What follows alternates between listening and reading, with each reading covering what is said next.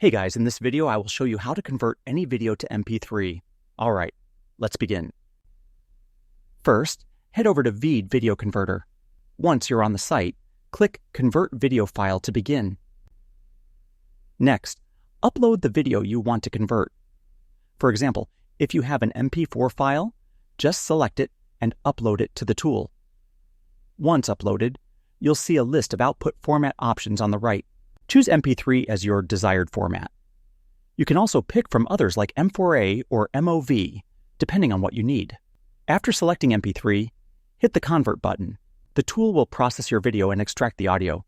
Once it's finished, click Download File, and your MP3 will be saved directly to your device. It's quick, simple, and works on most browsers without needing to install anything. This method is great if you want to turn YouTube videos, screen recordings, or any video content into audio files for offline listening, podcasts, or other projects.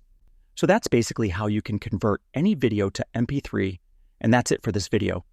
If you find this helpful, consider subscribing and giving this a big thumbs up. Thanks!